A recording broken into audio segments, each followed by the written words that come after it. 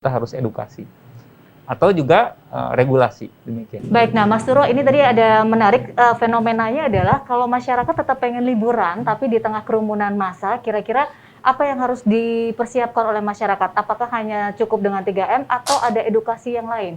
Ya, terima kasih. Jadi kalau soal edukasi dari Satgas sendiri sudah mempunyai beberapa strategi ya untuk mengingatkan masyarakat. Strategi yang pertama itu memang memberitahu gitu. Mungkin masyarakat kurang informasi, jadi kita memberi informasi sehingga mereka menjadi tahu. Yang kedua itu nudging. Nudging itu kalau bahasa saya minta maaf kayak Noel gitu. Ingat dong pakai masker. Ingat dong jaga jarak gitu. Jadi ini mengasumsikan mereka udah tahu duluan, tetapi cuma perlu diingatkan gitu ya. Nomor 3 itu memberi insentif, dan terakhir baru punishment. Nah, di luar ini, itu yang kita harapkan adalah masyarakat melaksanakan yang kita buat menjadi iman, imun, dan aman gitu ya. Iman itu artinya kita beriman kepada Tuhan bahwa kita ada yang menjaga, dan apapun yang terjadi pada kita sebenarnya tidak akan lepas dari yang di atas, dan juga itu untuk ketenangan batin kita, untuk ketenangan hidup kita. Yang kedua itu imun, itu artinya hal-hal yang memang perlu kita lakukan, misalnya berolahraga, memakan vitamin, dan hal-hal yang lain, tidur cukup, sehingga kita bisa imun dari berbagai serangan. Karena serangan akan selalu ada, tetapi kalau kita imun akan baik. Dan yang terakhir, ini adalah yang pusatnya perubahan perilaku, yaitu yang 3M itu. Yang mungkin semua orang sudah pernah dengar. Yang pertama itu adalah menjaga jarak, memakai masker, dan mencuci tangan. Jadi, semua ini diharapkan bisa membuat perilaku masyarakat berubah. Dan untuk gampangnya, itu sebenarnya kan kita sering dengar semua ini dari orang tua kita ya. Makanya pesannya dari Satgas COVID-19 itu adalah ingat pesan ibu. Ingat ibu mengatakan jangan begini, jangan begitu, itu selalu diingat dan selalu dipegang, dan mudah-mudahan itu bisa menurunkan kasus COVID kita. Nah, Dokter Yayan, ini bagaimana kira-kira aturan protokol kesehatan yang seharusnya diterapkan jika ingin tetap bepergian ke tempat yang tinggi mobilitas penduduknya? Ya, sejauh ini memang kita lihat terlepas dari usaha yang sudah kita sama-sama lakukan ya, pemerintah sudah lakukan, kenyataannya kasus baru terus masih bermunculan. Artinya kalau kita melihat ini, kita sudah saatnya berpikir strategi apa yang baru, yang mungkin bisa kita pikirkan bersama. Dan kalau kita lihat memang harus ada keseimbangan antara regulasi dengan edukasi tadi. Karena tidak mungkin kita serahkan sepenuhnya kepada masyarakat ya, di mana kita harus menjaga regulasi ini. Dan salah satunya adalah betul-betul melihat fenomena di mana transmisi itu terjadi. Dengan demikian, kalaupun kita tidak akan saat inilah, kita sebutkan kita tidak akan melakukan regulasi lockdown, tentunya ini ada harga yang harus kita tempuh dengan ini. Bahwa kita harus melakukan kebijakan-kebijakan yang lebih detail lagi, yang harus melihat, membagi-bagi sasaran kelompok masyarakat.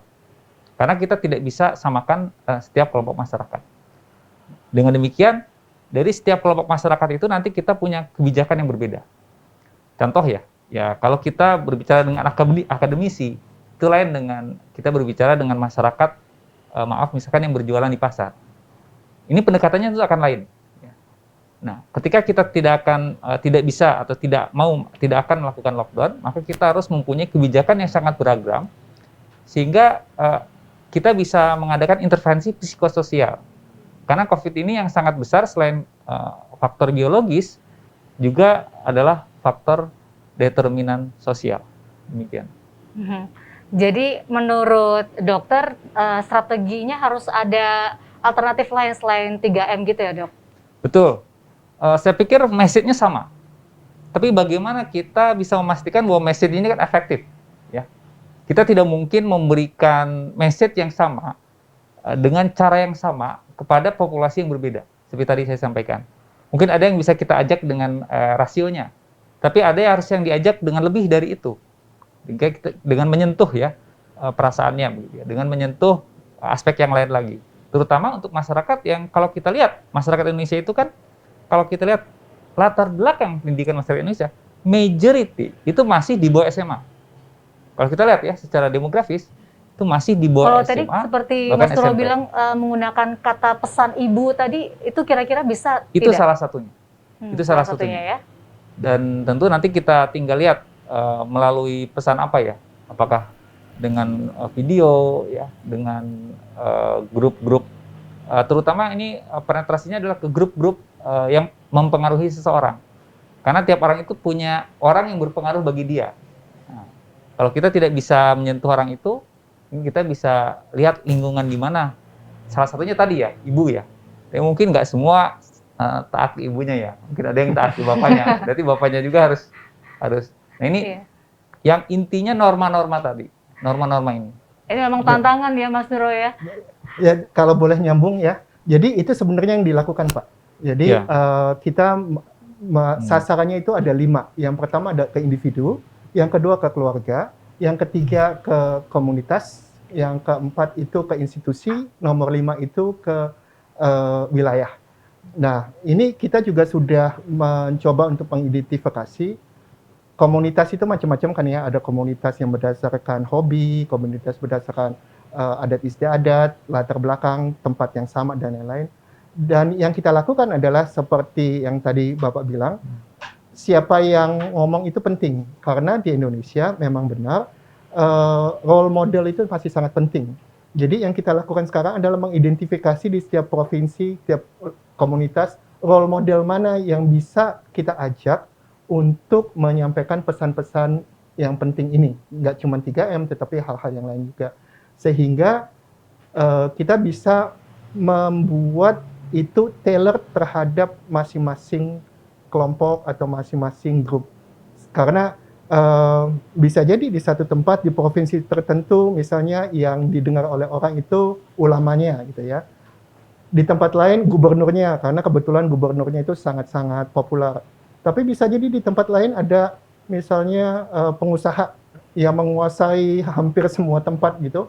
Dan kalau dia ngomong itu akan didengar lebih daripada gubernurnya atau kepala masyarakat yang formal. Nah ini yang kita sedang usahakan untuk diidentifikasi dan kita akan meminta mereka untuk menjadi agent of change untuk dalam hal ini.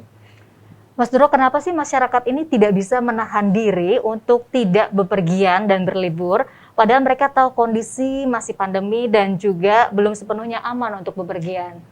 Ya, orang itu kan hidup nggak selalu rasional dalam pengertian kalau dia tahu maka dia pasti akan melakukan yang benar. Kita lihat aja berapa banyak orang yang masih merokok, termasuk dokter gitu ya, yang masih merokok gitu ya. Tetapi yang kita ingin lakukan adalah setidaknya mereka itu benar-benar melakukan dengan mengetahui bahwa ini berbahaya, dan kalau mereka mau tetap melakukan, seperti yang Pak Dokter bilang tadi, ada harga yang harus dibayar, yaitu perubahan perilaku, melakukan protokol-protokol khusus. Gitu loh. Kenapa mereka melakukan itu? Masih ya karena manusia itu mempunyai adat, mempunyai habit, mempunyai kebiasaan yang memang sangat sulit untuk diubah. Kebiasaan mereka ini misalnya kalau lagi liburan panjang ya jalan-jalan gitu, ketemu orang. Dan ini diperkuat lagi dengan kondisi setelah PSBB dengan berbagai level keketatannya ya, ada yang memang ketat sekali, ada yang enggak, dan membuat mereka tinggal di rumah dan itu menimbulkan berbagai kejenuhan yang ada berbagai dampaknya itu pada berbagai kondisi psikologis juga yang kalau kita bisa bilang itu biasa dikenal misalnya cabin fever ya. Jadi salah satu simptom cabin fever itu yang kalau orang Indonesia bilangnya baper gitu. Kita kelamaan di rumah kita jadi baperan. Apa-apa gitu kita tersinggung, apa-apa kita jadi annoyed gitu ya. Ini nggak berhenti. Nah ini yang memang kondisi semacam ini yang membuat udah yuk kita keluar aja. Nah itu pertanyaan saya berikutnya, Mas Nuro, benar.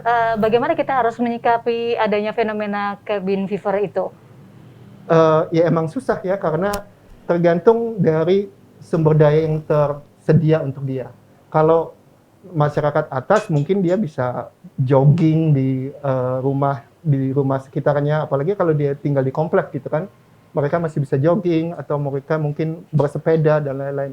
Tetapi kalau masyarakat bawah yang fenomena lagi liburan panjang datang ke tempat umum, itu adalah yang tersedia untuk mereka itu seperti itu. Artinya kalau kita mau mereka itu nggak mau melakukan seperti itu, mungkin kita bisa memberikan berbagai masukan bagaimana mengatasi cabin fever ini. Salah satunya adalah disebutkan keluar rumah now and then gitu ya, tetap keluar rumah, kemudian berolahraga, tetap menghindari orang, jadi sedapat mungkin tetap melakukan itu dengan menjaga jarak, tetapi juga membuat berbagai ini hal yang lain yang bisa dilakukan, yaitu membuat berbagai target. Saya ini mau melakukan apa? Karena kalau kita di rumah terus jenuh dan mengalami ini yang restless, stres sedikit, lethargic, entah itu nggak mau makan atau makan kebanyakan gitu ya, atau nonton hal yang sama berulang kali, jadi sangat tidak produktif. Itu lama-kelamaan jadi kayak spiral gitu loh ke bawah. Secara mental nggak baik. Jadi yang perlu dilakukan nomor satu memang keluar rumah kalau bisa berolahraga dan lain-lain. Dan nomor dua adalah menerapkan target untuk dia sendiri. Misalnya dalam minggu ini saya mesti melakukan ini, bersihin rumah ini, oh kebetulan ininya belum dibersihkan, kayak gitu-gitu. Jadi tetap selalu ada aktivitas, selalu ada sesuatu yang membuat dia motivasinya terjaga. Iya. Nah, kalau untuk Dokter Yayan, mungkin Dokter Yayan juga punya data daerah dengan mobilitas penduduk yang tinggi mengacu dengan zona risiko wilayah itu seperti apa dan bagaimana cara mengatasinya? Atau mungkin dokter juga punya data daerah mana yang kasusnya tertinggi di kala musim liburan seperti ini? Ya, jadi kalau tadi saya sempat bahas ya tentang bahwa angka kejadian atau transmisi COVID-19 itu berkaitan dengan mobilitas populasi atau masyarakat ya. Dan ini kalau kita lihat dari teori-teori mobilitas itu identik dengan jumlah penduduk. Jadi kalau kita lihat bertambah besar jumlah penduduk, itu otomatis dia memberikan gravitasi untuk terjadinya mobilitas. Karena di situ ada indikator kegiatan ekonomi. Jadi jelas, ini jadi contoh ya, Jakarta, itu dalam kegiatan ekonomi itu dominan